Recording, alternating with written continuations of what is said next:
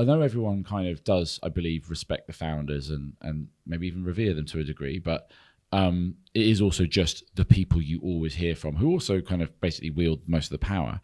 But when someone like that comes in and they start to just say things which also resonate with what the founders have said before about, like, for example, how you build up a SaaS marketing team or whatever. If the founders have been saying it and if someone brand new comes in and effectively, without realizing, reinforces the same message, I think to the rest of that team, especially the more, the team who's less experienced, that must just feel like, oh, so it's true. It's not just what Mark thinks or David thinks or whatever.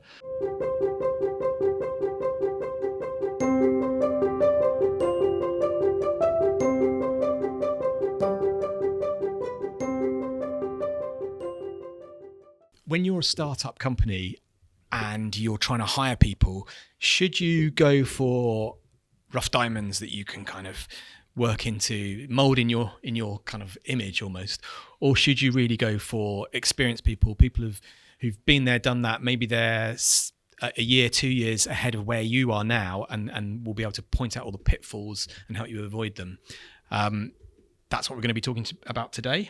And I don't know, where should we kick off? So I was going to rephrase the question slightly. Okay.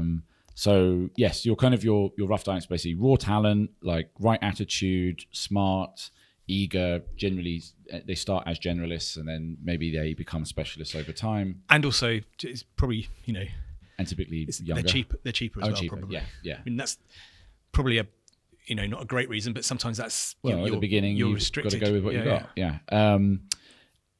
On the experienced, I want to split that. Okay.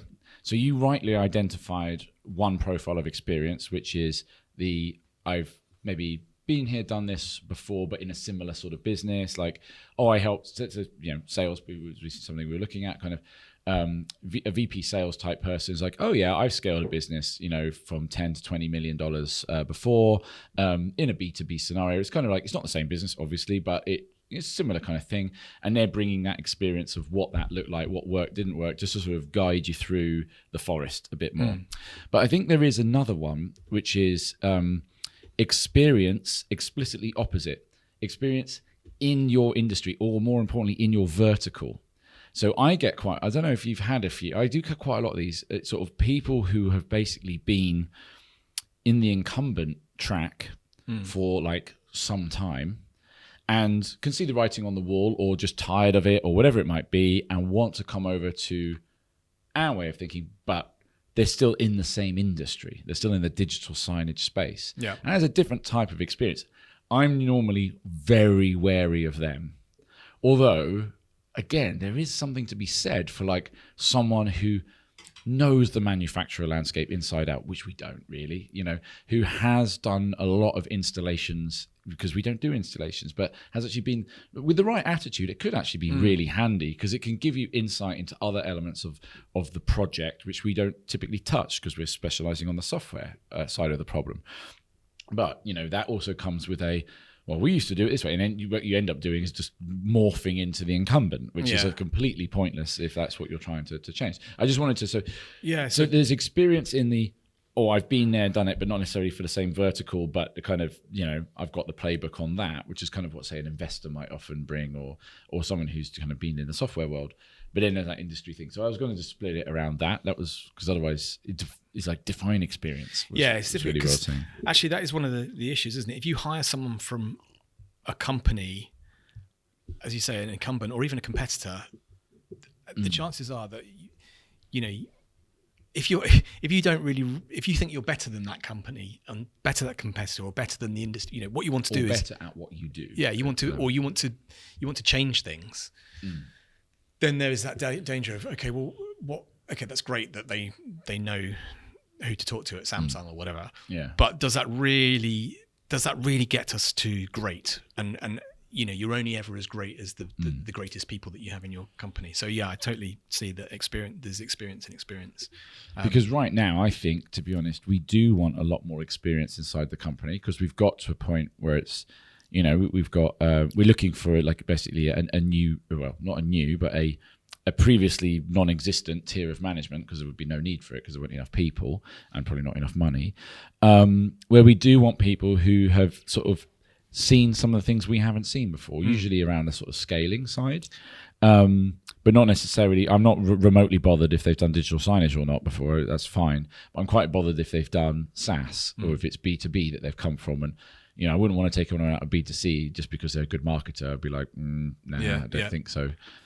I suppose actually part of that as well is if you're thinking about from the founder's point of view, when you first start a business, you pretty much do everything yourselves, and you're within your area of expertise, probably to an extent. Like, so in our case, we'd built products before, we sold stuff before. Okay, it was slightly different selling, but we'd pitched before.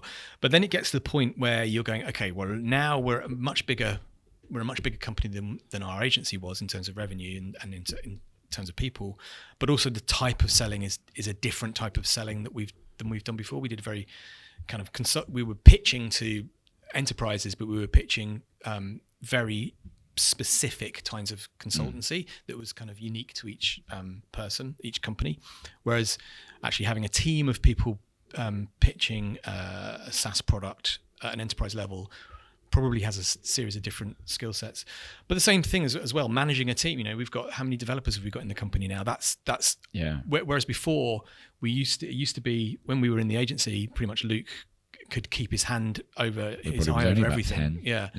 Now we got to the point where that's not, we're not able to do that. So there's I guess there's three things to it. There's the when you first start and you've got less money and you're kind of still trying to figure out who you are, but also the fact that as founders you do have some experience, that you're not going in, you're not completely learning on the job. Well, depends who it is. Well, yeah, I suppose so. But as you get bigger, you start to find actually none of us has done this before, and then we are kind of learning on the job. And then it's kind of like, ask people, read blogs, and all of those things are really, really important. But there is a sense that if you just had someone who could say, actually, I was where you are 2 years ago, and I got us to where we are today. I mean, we've got good examples already. I mean, security, but bringing in Colm, who is experienced in kind of getting ISO SOC 2 established for software companies. Been there, done it. He's even got kind of literally a playbook of kind of templates of for the bits which are very templatey driven. But there's a process. He's very familiar with it. There's a calm, like, this is what's important, this is what is not. He's a very calm man, isn't he? Well, that's what you want in a head of security. Yeah. You don't want anyone too jittery. That'd be terrible. But he is very calm. But he's got and again, reassuring to customers. Like, I'm a bit more hyper. So maybe speaking to me about security might not feel quite so comfortable with, like, okay, he seems a bit all over the place. But with him, he'd be very calm, reassured, thoughtful in what he says. Will not promise anything unless he can back it up with evidence and documentation and like having it logged. And basically, that when you bring that person in, your chances of succeeding in kind of qualifying from a security point of view, getting the not qualifications, but getting the, I can't even say it, accreditations that you need is gone up. Same with CFO. Bringing a CFO, it's more about, okay, like, really, I've been here, done it. This is how we're going to play it out. Leave it with me. And there's also that thing of a truly good experienced person says, leave it with me. Like, genuinely, I've got this now. You don't need to. Yeah. Like, I'll ask if I need, but actually, I'm going to own this. And please let go. You don't need to hold on to this anymore. And then you see things actually being done as when you're like. Also, you learn. You go, oh, I didn't even know what that was. That's cool. I'm glad you pointed that out to us, because I wouldn't have. I never would have done it. Yeah, exactly. We'd have just done. And but there's another thing about experience, isn't there? Which is, everyone will go, oh, that sounds fantastic. Like, we should try and get those people in as soon as possible. But actually, really good, experienced people, they don't want to sit and sort of twiddle their thumbs for a year, so you have to have got to a point where it's interesting for them. So don't think, all right, so what I'm going to take from this is just get loads of good experienced people who just sort of show me the way. It's like, nah, sorry, because you're not going to, apart from the pay, it's the challenge. Like, good people isn't just about pay. It's about, it's like kind of think, there's a lot in the football world, right, about transfers, where China, because they're trying to build up the Chinese league, but at the moment it's crap, right? The best leagues in the world are in Europe or South America to a degree. America's getting there, but you want to play in the Premier League, you want to play in La Liga or whatever. And so China's like going, all right, we'll just offer the most ridiculous sums of money. They're still not going because the challenge isn't there. Like, that's where you might go there towards retirement and like, pull a few million in towards the end. But really, it's just to go and win 10-0 or something. It's just be like, it's not interesting anymore. I'll lose my edge. And I think the same, in a company, you've got to have a worthy enough challenge for the experienced person to want to join. And if they're kind of committing 5 years of their life to you, they want that thing on their resume to be something that was good and not something like, yeah. Yeah, because careers aren't as long as people think anymore. Because, if you think, because one of the big trends in HR generally is like this kind of idea of constant learning and constantly sort of reevaluating your skills and what you do and basically keeping current, right? That means your career may actually be several different jobs over the span of your career, which kind of makes it more akin towards a footballer's career. So a footballer, will have, or a professional sportsman probably will have maybe between their late teens is a sort of entry level towards pro, but maybe depending on the sport, might be a bit later, but like into their 30s at some point. Again, dependent on the sport. I mean, if it's gymnastics, I guess that comes forward a lot. If it's golf, it goes back a bit, whatever. But ultimately, people generally talk of sports careers as short. I think all careers are now short because actually, if you think you got 10 years at one thing, that's about the professional span of a sports person. Yeah, that's about right, I'd say. Like in 10 years' time, reckon we'll be doing exactly the same job as now? Nope. We may still be, we may still have the job titles or the we may still have the positions and we might still be in software and stuff, but the actual role will have completely radically changed, I would have thought. Yeah. So, again, with these things, you've got to look at that and respect that and go like, is this going to set this person back?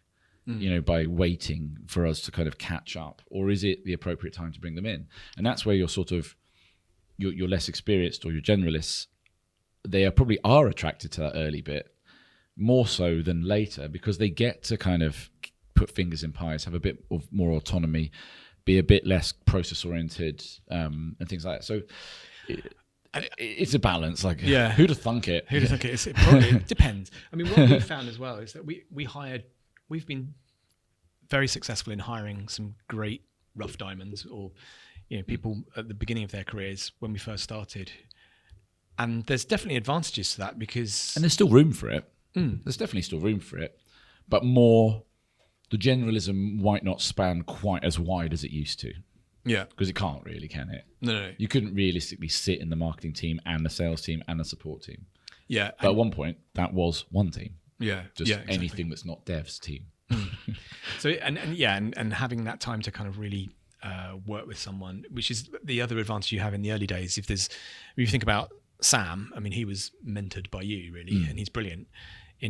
If someone like Sam joined now, chances are he wouldn't actually. He's naturally brilliant. Nothing to do with the fact that he sat next to you.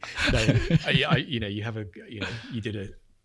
I'm sure he would agree that he's learned a lot. Yeah. From sitting next to you, but the reality is, if Sam joined tomorrow, it's unlikely he would have as much one-on-one time. No. With that said, he may be better at sales by learning from a true sales pro rather than a make it up as you go along pro, such as me. So he probably learned more about how you scale a business from me than he would from a VP sales. But I'm pretty sure he'd learn more about how to build a sales team properly from someone who's actually built a sales team before. So it's true, but actually we shouldn't probably, I know I was kind of comedically, kind of combing my eyebrows as you gave me very kind praise there. But actually it might not be true. I might just have given him really good founder instincts, but I might not have actually made him a sales legend. I mean, we did do well on the sales, but it was because it was early and we were kind of it was really just hustle. But actually, does he now know how to build and scale a sales team? I'd argue from the learnings he's had from me, nope. I'd say one thing that you could say about Sam is that he's culturally He's getting a lot of love on the podcast. Yeah. We're going to need to widen our net a bit. Yeah, we should. But he's culturally very ScreenCloud in as much he totally gets it, totally understands what our values are, where we're coming from, what our ambitions are. That definitely comes from the founder exposure. Yeah, you know? and it could be, and also not resisting it. and that, I think that's a challenge as well with getting a senior person in, because they're kind of like, well, look, this is how you do it. This is the playbook. I've done it before. You guys, you're 2 years behind where I was, and so this is how we're going to do it moving forward. You're like, okay, but we still need to kind of maintain that kind of sense of like things that are important for us. For example, is not lying to customers to win a deal, and being.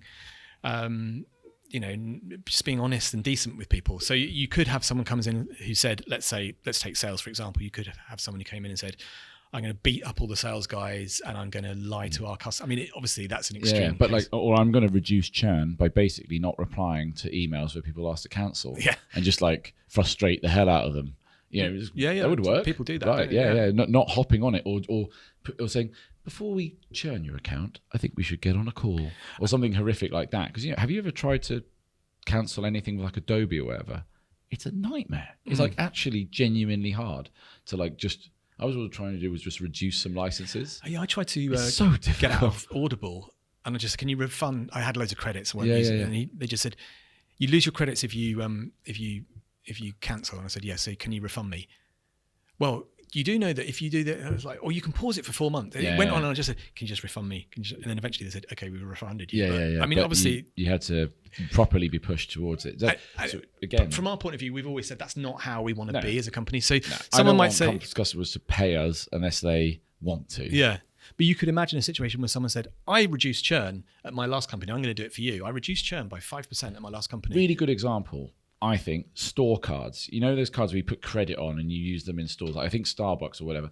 I saw it like a thing the other day about how much money is just sat on these cards. I think it is Starbucks. Right. It's like it's not an insubstantial sum. It's tons and tons. And a lot of those cards have probably either been lost or stuck in a drawer, or they're in the wallet and they forgot they even had it, and now they just go in and pay with their phone or whatever instead.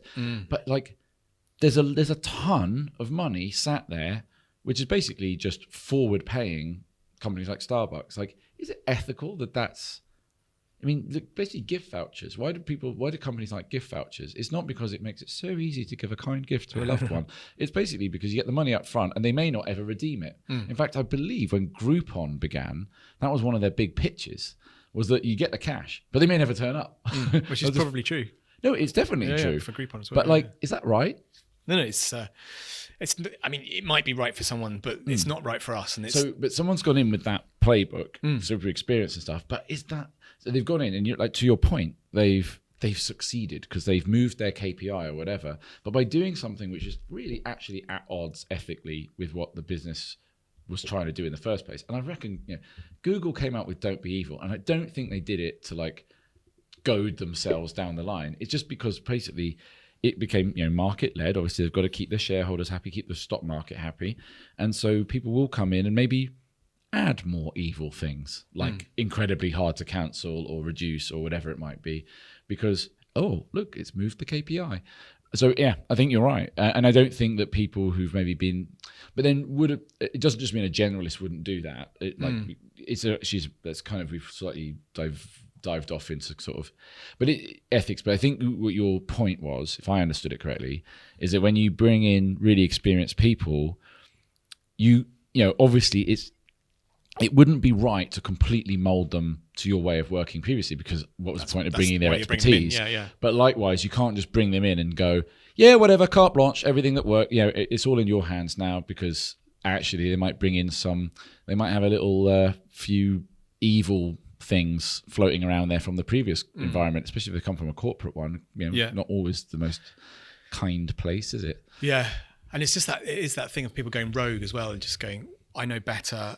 You guys don't know what you're talking about. You've not done what I've done. You've not seen what I've done. Give me a printer now and and a cabinet to store my files. No. Yeah. So I suppose paperless. Yeah, I suppose that's part of the benefit of going. If you're going to go for someone who's more experienced, getting someone who's kind of as close as possible to things that you've done. So, for example, if they've worked in SaaS, if they worked in B2B, if they've scaled a business from where you are now to 2 or 3 times where you are now, then those kind of things you think, okay, well, you know, realistically, and then if they kind of talk about some of the things that you know are relevant to you, you know, they'll sort of say, your blind spots, because you kind of know what your blind spots are a bit. Yeah. We might not necessarily know how to fix them, but you know that they're sort of sat there lurking, going, I'm not really good at I don't know what to do here. Or especially if they say things like, actually, we experienced this problem, and we're like, that's exactly the problem we've got now. Yeah. So it might be whatever it is around churn or ACV or something like that. They could go, actually, we had a very, very, very similar situation, or is in a very similar situation to where you are now. You know, we had this many people, we're struggling with this, but this is how we change it. And that's where it kind of is really valuable. And then I guess you need to just check, you know, a sanity check that culturally they're not going to be at odds with you. And you get a sense of that. I mean, some of the people we've interviewed in the past who've been so Johnny Big It's always sales. It's always sales. Yeah. Some of them come in, they're like a whirlwind. I know this person, I know that person, I did this. I'm going to bring in $2 million revenue in my first month. You're like, what are you that's saying? You're like, wow, that's amazing. Can you really do that? Are you a robber? Yeah. And, I don't know. It's a difficult, and actually it has been said that, you know, having that bombasticness might work really well for some companies, but it just wouldn't work for us. Doesn't feel right for us. Yeah. No. And you know, the it would be absolutely you know, galling to hear that our customers had been on the receiving end of something like what that. their Slack avatar would look like. just dollars. But there's also that thing about experience where, like, I think you were getting at as well, which was, don't go too high up the food chain. So if someone's just come from managing a team of 50 salespeople and you want them to scale your sales team of 2 or 3, actually, like, they haven't done that. They probably took it from 30 to 50. Totally different thing. Yeah. You know, starting it off versus maturing it, completely different. Yeah. So if you've kind of said, I went into a company, it was already doing $150 million ARR, and then I, you know, scaled it to $1 billion. The problem with that sounds great, but let's talk in 3-4 years time. Yeah, because at 150 million, you've already got a market presence. You know, it's you're a brand. You've probably got a product that isn't in its infancy, or, you know, or sort of partly in its infancy, partly not. You probably don't book your own flights. Yeah. Book your own meetings. Yeah. And stuff. Write the theme tune, sing the theme tune. So it's definitely, I mean, I remember my first job when I came out of uni was working at The Economist, and I worked in marketing there. And I remember you'd phone up and you'd say, it's David Hart from The Economist, and people would take your call and be, you know, or if you emailed, people would. But then, you know, you go and work for a startup and don't care who you are. I don't want to have a meeting with you. Who? What? Yeah. And it's kind of, it was weird, the kind of deference that people had just by dint of the fact that who you were calling from. And I think actually if you're used to that, you haven't experienced both, it will come as a massive shock. Yeah. That it wasn't just your lovely name. It wasn't your sales patter. It was actually the fact that the billions of dollars that have been spent getting the company to that size and that brand awareness. It's a I suppose, you know, from our point of view, then I suppose the summary of what we've said today really is, actually, in the early days, you might not have a choice, but even if you did have a choice, even if you did have $100 million on day one, you probably aren't going to be that appealing to someone to join you. And you probably want to question why someone who was unless they were going to get a lot of equity, that would change things. I was almost going to say, like, if they're that close to the beginning, they're almost maybe they're like your founder, really, because actually that is where, you know, pulling that experience out, but the mindset of being a founder and the responsibility which comes with that, which potentially is a great reward, but also the much extra responsibility which comes with doing that. You have to know: are you founder? Are you not? Like, it doesn't matter if you're employee number one. There's a bloody big difference. And what you don't want to have is a situation where people are employees, but they'd kind of quite like the founder stuff as well. Well, everyone likes the idea of it. But like they want the upsides. Everyone knows the upsides of it. I'd like all these shares, but not like. But I don't want to take any risks. I don't want to put any of my own money in, and I don't want to. Or have it all on me. Yeah, and I also want a proper salary from day one and all that. Yeah. So I think that's what they call having your cake and eating it. So in the early days, I suppose you it's what you're trying to do. Trying to do is find great people that you can kind of build up. And I think having that fresh approach as well is so important at the beginning, like almost like the naivety. I mean, there are definitely things I look back on and sort of cringe myself about like my understanding of the market when we first began, because, you know, basically never sold anything to do with the screen ever before. And I definitely had some preconceptions which were just wrong. But actually, a lot of the bits were almost my innovative, like, why is that so complicated? Like, why do we do it? Like, why? That's just crap. Like, that was just kind of, actually, those instincts, they were right. Like, they were right to challenge them and to just not accept the status quo, or not even be aware that there was a status quo. I mean, that level of naivety, it's actually pretty good. You might end up having some kind of radical ideas without even realizing they're radical. And also, the other thing is, like, hiring experienced people, it's not like VP of everything or nothing. If you think like Sim's experience. Sim was our first probably the first person we hired who had relevant B2B marketing experience. Yeah, he definitely was. Yeah. And he brought something to the table that neither of us had, in terms of what he'd done before. But it's not like he was the VP of marketing at, you know, $500 million SaaS company in San Francisco. You know, he'd got some really good experience. He's a really smart guy. So yeah, you can sort of start to. Also reminded me of another bonus about when you start to bring in people like that. I know everyone kind of does, I believe, respect the founders and maybe even revere them to a degree, but it is also just the people you always hear from, who also kind of basically wield most of the power. But when someone like that comes in and they start to just say things which also resonate with what the founders have said before about, like, for example, how you build up a SaaS marketing team or whatever. If the founders have been saying it and if someone brand new comes in and effectively, without realizing, reinforces the same message, I think to the rest of that team, especially the more, you know, the team who's less experience, that must just feel like, oh, so it's true. It's not just what Mark thinks or David thinks or whatever, or Luke thinks. It's actually how it works. And you know how sometimes, like with a brand, to really kind of believe in it, you have to hear positive things about it, but from different sources. Yeah. And then it's like the culmination of that that kind of makes you think, okay, so it's probably true because like that and that's happened. I think that's probably true for employees, especially non-experienced ones, when like, oh, right. Oh, yeah, that's normal in the SaaS world to do it that way. Oh, okay. So, you know what I mean? Yeah. I remember that, when you were talking about him, I can remember there was one of the things that I quite liked about it is without having to prompt him at all, he would just sort of naturally talk about what he'd seen elsewhere in scaling B2B SaaS. And suddenly it just seemed to be like that made it more real for the other people that I'd been bleating on about for ages. It was like, oh, it's not just Mark's opinion, it's actually a thing. Okay. Yeah, that was good. Yeah, maybe it's a bit of a byproduct. It's not, you don't hire them for that reason, but not to be sniffed at. Cool. Well, I'm not sure we've given any hard and fast conclusions, but that's our experience anyway. And HR is tough, isn't it? Like there's a lot. I mean, basically, there's a point where it's all about building team. You know, I mean, we're still not quite there. I think there's still a lot to do in very much staying very product oriented as founders. Like, I think we still need to really keep a handle on what the product is, where it's going, who exactly we're serving, and staying. I mean, obviously, I don't think we should ever not be close to customers, but I can see a day where the actual product kind of cycles and features, we probably start to be less influential on that. And really, it's that building team. Like, it's now got to a point where it's not down to us anymore. It's down to our ability to find the best team to realize our vision and to improve on that vision. Because I don't think our vision's like the be all and end all. There might be some stuff we've missed, which I'd love to hear from.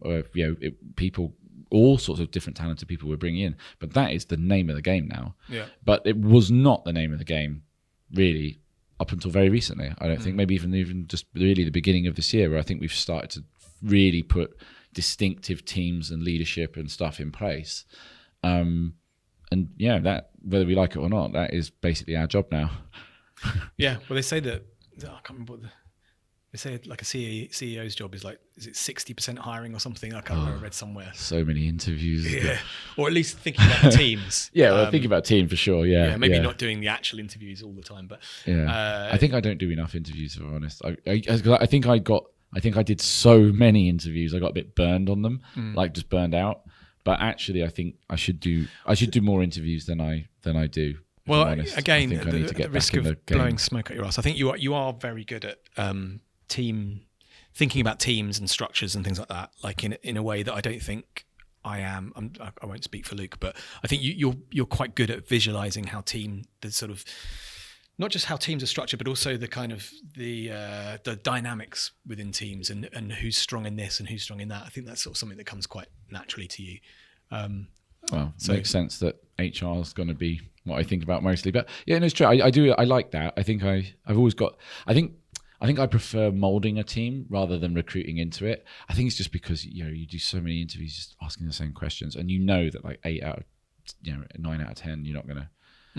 It's just like it's just going on a shitload of first dates or something. It's just like boring after a while. Yeah, there's no fun in it. You want relationships, not dates. But anyway, I think I have to get over that. But I think you can also be a bit imaginative with process and things, and have other people help filtering and stuff like that. I mean, certainly when it gets to shortlisting and stuff.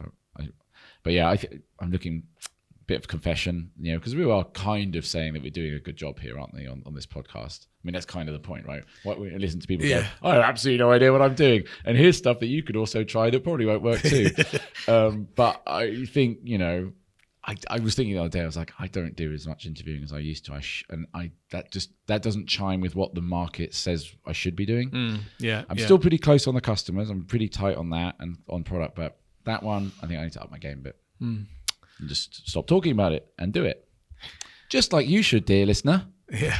Get off your phone and get into the interview room. Yeah. Speak to more people. Yeah. But do subscribe. And as ever, if you've got anything you want to share with us, please don't hesitate to get in touch. It's always good to hear from people. Cool. Should we call it? Yeah. Done. More podcast gold in the can.